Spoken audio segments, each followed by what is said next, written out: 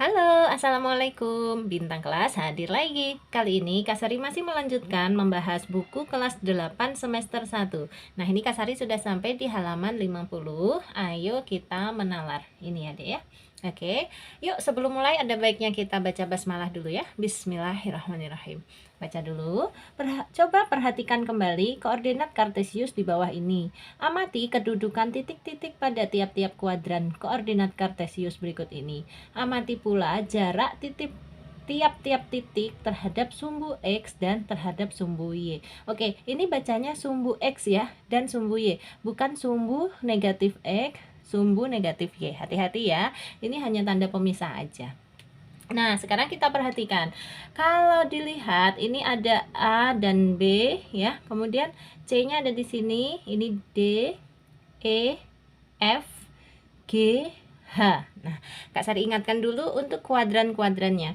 Kuadran 1 ada di sebelah sini. Batasnya ini, Dek. Mulai dari sumbu Y ke persimpangan ini terus ke sumbu X. Ini adalah kuadran 1. Nanti kalau ada titik yang berada di sumbu Y, ini dia tidak berada di kuadran 1, melainkan berada di sumbu Y. Contohnya ini titik D. Sama ini lagi, titik B. Titik B ini berada di sumbu X. Nah, kalau contoh yang berada di kuadran 1 yang mana? Titik A. Nanti kalau ada titik di sini, ini juga di kuadran 1. Di sana juga kuadran 1 ya. Sebelah sini juga kuadran 1. Oke, sekarang untuk kuadran 2-nya ada di sebelah sini, di kiri atas. Nah, batasnya juga sama ya, sumbu Y, terus persimpangan ini, sumbu X negatif ini. Ini kuadran 2. Nah, contohnya C. Kalau E ini apakah berada di kuadran 2? Tidak ya, E ini berada di sumbu X ya. Dia berada di sumbu X. Kalau E-nya seandainya di sini, nah ini baru benar berada di kuadran 2 ya. Atau E-nya sekalian aja di sini, ini di kuadran 2. Betul ya. Ke sana terus itu pun masih di kuadran 2 ya. Gitu. Terus kuadran 3. Kuadran 3 ada di sini. Nah, batasnya sumbu X yang ini dengan sumbu Y yang ke bawah sini ya. Contoh yang ada di kuadran 3 adalah F gitu. H ini apakah berada di kuadran 3? Tidak. Dia bukan punya kuadran 3, bukan juga punyanya kuadran 4, bukan. Tetapi H ini titiknya kan berada di sumbu, berarti dia berada di sumbu Y ya, gitu deh. Nanti lebih jauhnya kita bahas, kita mengisi tampilnya.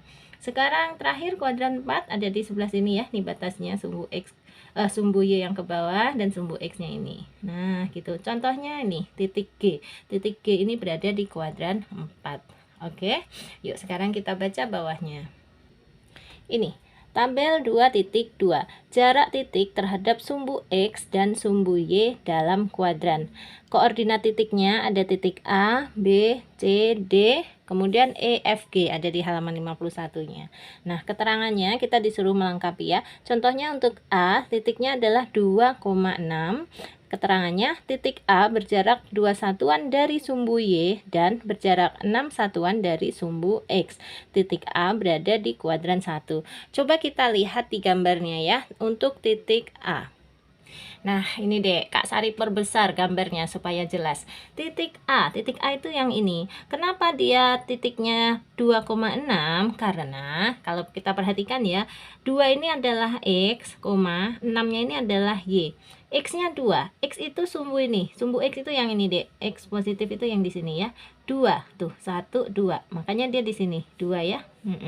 Terus 6, Y-nya 6. Tuh, 6, angka 6 gitu. Sudah bisa kan ya menentukan posisi sebuah titik atau melihat koordinat sebuah titik, gitu caranya.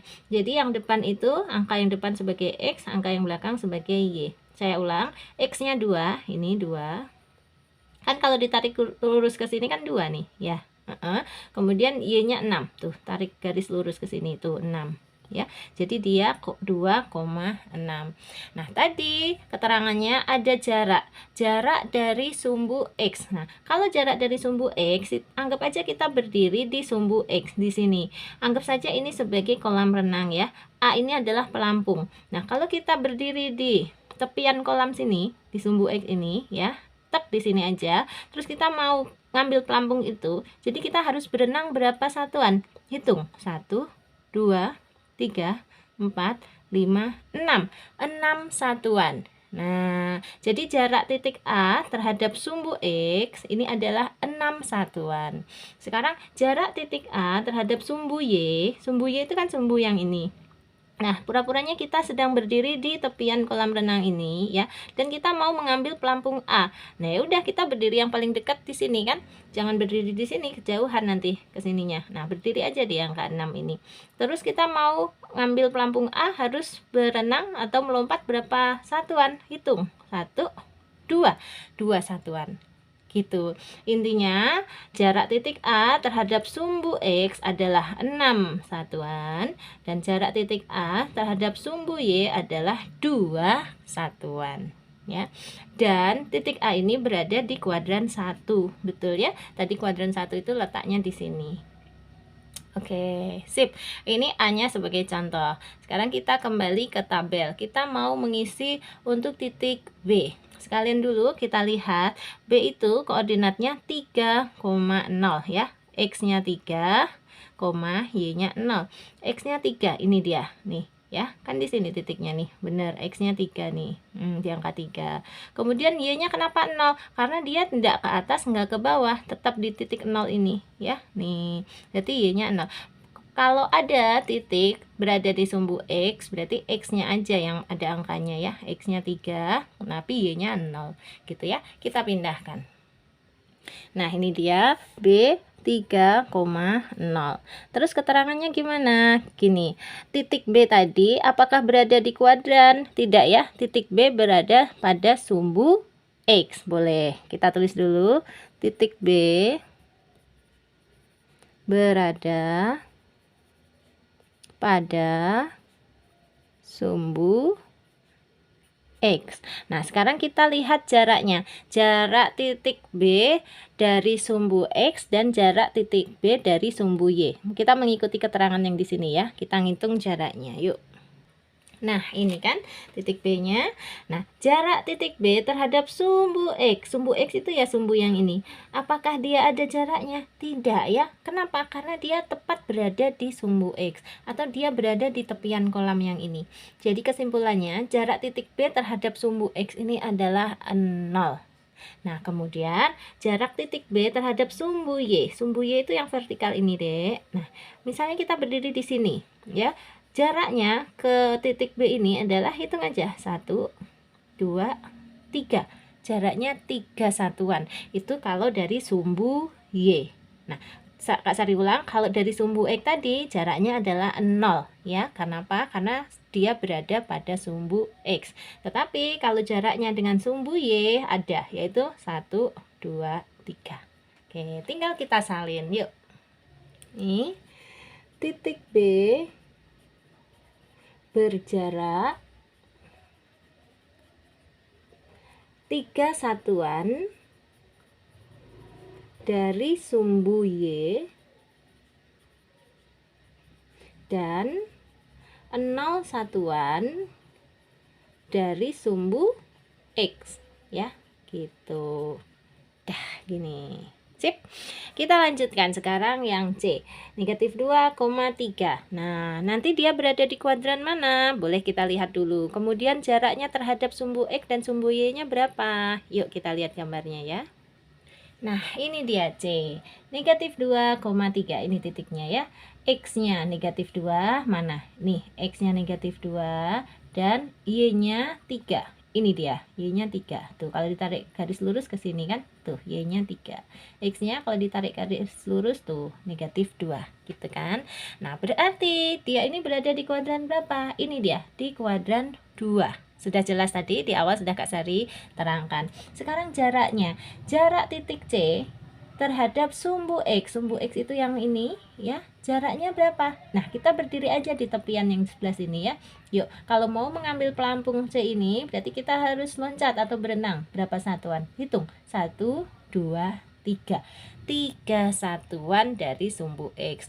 Nah, sekarang kalau kita berdirinya di sumbu Y sebelah sini ya, Dek. Kalau mau berenang ke sini berarti kita harus melompat berapa satuan nih? 1, 2 gitu. 2 satuan kalau dari sumbu Y. Oke ya, kita pindahkan. Nah, ini dia Kak Sari bacakan ya supaya lebih jelas karena Kak Sari pakai pensil ini. Oke, titik C berada di kuadran 2. Titik C berjarak 3 satuan dari sumbu X dan 2 satuan dari sumbu Y. Oke ya, jelas ya Dek? Oke, kita lanjutkan untuk titik D. Nah, kita lihat di gambar ya. Titik D-nya di sini, ini ya, yang titik oranye ini. Titik D koordinatnya 0,4. Kenapa 0? Karena X-nya di 0. Tuh, sumbu X kan yang di sini. Nah, dia tidak di 1, tidak di negatif 1, tapi di 0 sini. Kemudian Y-nya 4. Mana Y-nya 4? Y itu kan sumbu yang ini ya, Dek ya. Nah, dia menunjukkan di angka 4. Jadi D itu 0,4. Berada di kuadran berapa? Tidak di kuadran berapa-berapa, tetapi D ini berada pada sumbu Y. Nah, berarti jaraknya dengan sumbu Y adalah 0 dan jaraknya terhadap sumbu X itu yang ini adalah ada. Kita hitung dulu ya. Oke, anggaplah ini tepian kolamnya ya. Kita posisinya di sini mau berenang ke pelampung yang di sebelah sini. Yuk, berapa satuan ini? Hitung. 1 2, 3, 4. Jadi jarak dari sini ke sumbu Y adalah ke sumbu Y, ke sumbu X adalah 4 satuan. Ya, Kak Sari ulang. Jaraknya terhadap sumbu Y adalah 0. Kenapa? Karena dia berada pas pada sumbu Y dan jaraknya terhadap sumbu X adalah 4 satuan. Nih ya, 1 2 3 4. Kita salin jawabannya. Ini dia, Kak Sari bacakan ya. D koordinatnya 0,4. Keterangannya, titik D berada pada sumbu Y. Titik D berjarak 4 satuan dari sumbu X dan 0 satuan dari sumbu Y. Begitu. Oke, kita lanjutkan untuk titik yang E. Kita lihat sekalian dulu gambarnya. Titik E, negatif 5,0. Ada di sini posisinya. Pada sumbu X dia terletak di angka negatif 5 dan pada sumbu Y-nya dia tidak terletak di atas atau di bawah, jadi tetap di sini, berarti 0. Makanya dia negatif 5,0 ya. X-nya negatif 5 tapi Y-nya nggak ke atas nggak ke bawah, berarti tetap 0. Nah, sekarang posisinya titik E ini apakah berada di kuadran 2 atau 3? Tidak, dia tidak berada di kuadran mana-mana, tetapi titik E ini berada pada sumbu X ya, berarti jaraknya dengan sumbu X ya 0 gitu. Nah, sekarang jaraknya dengan sumbu Y, ingat sumbu Y itu kan yang di sini. Berarti kalau dari sini ke sini ada jaraknya. Kita hitung ya. 1, 2, 3, 4, 5. Jaraknya 5 langkah atau 5 satuan dari sumbu Y. Jarak tidak boleh negatif ya, Dek. Jarak itu selalu mutlak positif ya.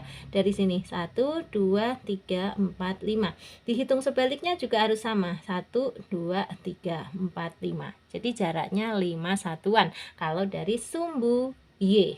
Kalau dari sumbu X tidak ada jarak atau 0. Oke, kita salin.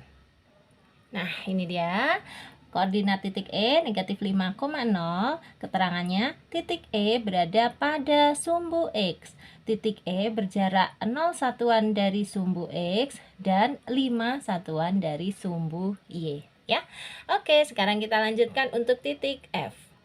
Nah, ini dia titik F di sini. Koordinatnya negatif 5, negatif 3. Kenapa negatif 5, negatif 3? Karena X-nya negatif 5. Ini sumbu X kan. Nah, dia kalau kita tarik garis lurus ke F ini, tuh dia menunjukkan angka negatif 5. Dan di sumbu Y-nya, ini kalau kita tarik garis lurus ke sumbu Y, dia menunjukkan angka negatif 3. Makanya negatif 5, negatif 3. Sekarang kuadrannya ya, kalau kuadrannya jelas dia ada di kuadran 3. Jaraknya sekarang, jarak titik F dari sumbu X dulu. Sumbu X itu yang ini, Dek. Nah, kita berdiri di sini ya. Kita hitung jaraknya. 1, 2, 3. 3 satuan dari sumbu X. Sekarang jarak dari titik ini ke garis atau ke sumbu Y, yuk hitung. 1, 2, 3, 4, 5. 5 satuan dari sumbu Y. Kita pindahkan jawabannya. Nah, ini dia F koordinatnya negatif 5, negatif 3. Keterangannya titik F berada pada kuadran 3. Titik F berjarak 3 satuan dari sumbu X dan 5 satuan dari sumbu Y. Oke, terakhir untuk titik G, 5, negatif 4. Titik G-nya yang ini ya, 5, negatif 4. Dia berada di kuadran 4. Kemudian jarak titik G terhadap sumbu X yang ini ya, kita hitung, kita berdiri di sini aja. Yuk, jaraknya 1, 2, 3, 4. 4 satuan. Nah, sekarang jarak titik G terhadap sumbu Y yang di sini ya, Dek. Kita berdiri di sini ya. Yuk, 1, 2, 3, 4, 5. 5 satuan. Kak, kenapa Kak Sari berdirinya di sini? Ya karena ini yang garis lurusnya dengan titik G. Kan? Dia kan Y-nya juga menunjukkan negatif 4. Jadi kita berdirinya di negatif 4. 1, 2, 3, 4, 5 ya, jaraknya 5 satuan kalau dari sumbu Y. Oke, kita pindahkan jawabannya. Ini dia G 5, negatif 4. Keterangannya titik G berada pada kuadran 4. Titik G berjarak 4 satuan dari sumbu X dan 5 satuan dari sumbu Y. Nah, selesai ya untuk tabelnya. Setelah kalian melengkapi tabel tersebut, coba selesaikan masalah berikut ini. A. Bagaimana cara menentukan suatu titik berada pada kuadran koordinat kartesius? Oke. Yang B, apa yang kalian ketahui tentang titik B 3,0, titik D 0,4, titik E negatif 5,0 dan titik H 0, negatif 5. Oke, yang C, gambarlah koordinat kartesius, kemudian gambarlah titik P 2,1, Q 4,1, R 4, negatif 1 dan S 2, negatif 1. Jika titik-titik tersebut dihubungkan, bangun apakah yang terbentuk? Siap, Kak Sari bantu ya. Untuk menjawab soal A dulu. Caranya begini. Nah, tugas kita yang A tadi kan cara menentukan letak titik. Ada 4 catatan dari Kak Sari ya. Yang pertama, kita lihat dulu. Jika koordinat X, Y-nya adalah positif, positif, dia pasti berada di kuadran 1. Contoh titik yang seperti ini gimana? Ini 3,7. Nah, 3-nya positif, 7-nya juga positif. Terus berapa lagi, Kak? 1,10. Ini pasti berada di kuadran 1. Karena 1-nya positif, 10-nya juga positif. Berapa lagi? 2,5. Bebas ya. 2-nya positif, 5 positif. Satu lagi, misalnya 2,6. 2,6 ini juga berada di kuadran 1 ya, karena kedua-duanya positif. Nah, sekarang jika koordinatnya X, Y-nya itu satunya negatif, yang X-nya ini negatif, Y-nya positif, maka dia berada di kuadran 2. Yang negatif X-nya ya, nih X-nya negatif, nah Y-nya positif, itu di kuadran 2. Contohnya, negatif 2,7. Ini pasti di kuadran 2. Lagi misalnya negatif 1,10 ya. Nah, ini negatif, yang di sini positif kan? Negatif dengan positif ini pasti berada di kuadran 2. Dan berikutnya contoh satu lagi boleh negatif 2,3 ya. Gitu. Lagi yang ketiga catatannya. Jika koordinat X, Y dua-duanya negatif ya. X-nya negatif, Y-nya juga negatif. Ini pasti berada di kuadran 3. Contohnya adalah negatif 5, negatif 3. Nah, ini dua-duanya negatif, berarti di kuadran 3. Lagi, negatif 10, negatif 3. Ini juga contoh titik yang berada di kuadran 3 ya. Satu lagi boleh bebas, negatif 1, negatif 4, katakanlah gitu. Pokoknya dua-duanya harus negatif. Sekarang, jika koordinat X, Y-nya yang X-nya positif, Y-nya negatif, itu pasti berada di kuadran 4. Contohnya, 3, negatif 7. Berapa lagi? 9, negatif 1. Ya, berapa lagi? 5, negatif 4. Dan seterusnya, asalkan yang depan positif, yang belakang negatif. Ini pasti berada di kuadran 4 gitu ya. Terjawab. Ini dia yang A. Sekarang kita lanjutkan menjawab yang B. Nah, untuk yang B ini kan pertanyaannya apa yang kalian ketahui tentang titik B, titik D, titik E, dan titik H. Kalau kita perhatikan deh, untuk titik B 3,0 ini sama atau mirip dengan titik E negatif 5,0, sama-sama koma 0. Nah, yang titik D 0,4 ini mirip dengan yang titik H 0, negatif 5. Jadi angka yang depannya 0, di sini juga 0. Nah, terus apa yang kita ketahui? Ini dia. Yang kita ketahui yang pertama, titik B itu berada pada sumbu X, tetapi dia di sebelah kanan 0. Kak Sari tunjukkan nanti gambarnya ya. Nih, di sebelah kanan 0. Lalu titik E berada pada sumbu X juga, tetapi dia berada di sebelah kirinya 0. Apa sih maksudnya? Yuk kita geser ke gambarnya ya. Ini dia, titik B 3,0. Dia berada pada sumbu X, tetapi di sebelah kanannya 0. 0-nya itu yang ini dek, persimpangannya ini. Nah, kalau titik E juga berada pada sumbu X, bedanya dia berada di sebelah kirinya 0, ya kan, di sini, di kirinya 0. Gitu. Jelas ya? Oke, kita lanjutkan dulu. Sementara itu, titik D berada pada sumbu Y, tetapi dia adanya itu di atas 0. Di sumbu Y tapi di atas 0. Nanti Kak Sari tunjukkan juga gambarnya. Terakhir titik H berada pada sumbu Y juga, tapi posisinya ada di bawah 0 ya. Yuk kita lihat gambarnya. Nah, ini dia titik D di sini. Dia sih benar ya berada di sumbu Y, tetapi posisinya ada di atasnya 0. Ini 0-nya dan dia berada di atasnya. Kemudian untuk titik H di sini ya ada di sumbu Y dan berada di bawahnya 0. Ini 0 terus dia ada di bawahnya 0 gitu. Cukup jelas ya? Oke. Nah, sekarang kan tadi yang ditanya apa yang kalian ketahui tentang keempat titik itu. Dijawab juga sekalian dengan jarak-jaraknya ya. Nah, untuk jaraknya B, E, D tadi sudah kita kerjakan di tabel. Yang belum hanya untuk yang H. Untuk H, jarak terhadap sumbu Y berapa? 0. Kenapa? Karena dia berada pada sumbu Y. Tetapi jaraknya terhadap sumbu X ada, yaitu kita hitung aja dari sini. 1, 2, 3, 4, 5. 5 satuan. Oke, ditambahkan sendiri ya. Untuk titik H, jarak terhadap sumbu Y-nya 0 dan jarak terhadap sumbu X-nya 5 satuan. Gitu. Sip, kita lanjutkan ke yang C. Yang bagian C, kita diminta untuk meletakkan titik P, Q, R, S ini pada bidang kartesius, kemudian disuruh menghubungkan dan menebak gambar apa yang terjadi. Oke, kita letakkan dulu titik P, 2,1. Ini artinya X-nya 2, Y-nya yang 1 ya. X itu garis ini ya, Dek. Nah, yang horizontal ini ke kiri ke kanan ini garis X atau sumbu X.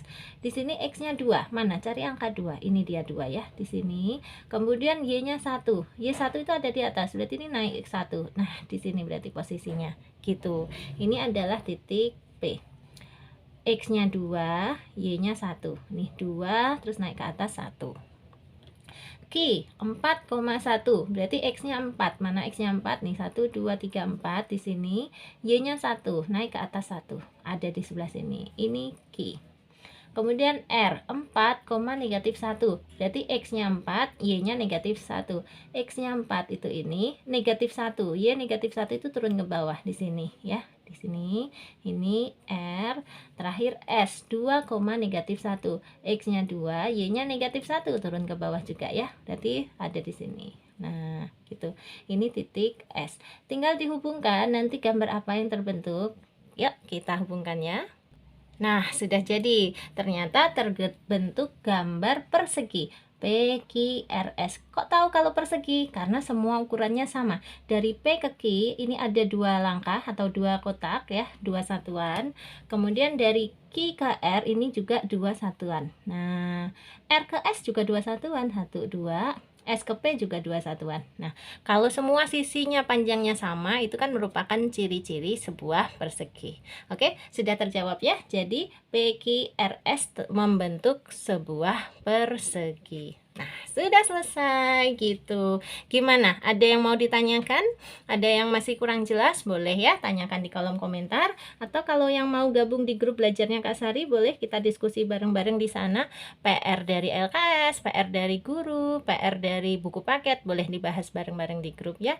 Ketik nama _8, kirim ke 081456109870. Ini nanti grupnya ada 2 macam, ada yang gratis, seneng loh, dan ada juga yang berbayar. Tentu saja ada sedikit perbedaan di sana ya Dek ya. Tanya-tanya aja dulu ke Kak Sari, dan nanti kalian bisa menentukan mau gabung di grup yang mana. Oke, Kak Sari mau undur diri dulu. Terakhir, kalau kalian suka sama video penjelasannya Kak Sari, silahkan di like, di komen, di share, dan di subscribe. Selamat belajar adik-adik semua. Sampai ketemu di video yang lain. Assalamualaikum warahmatullahi wabarakatuh.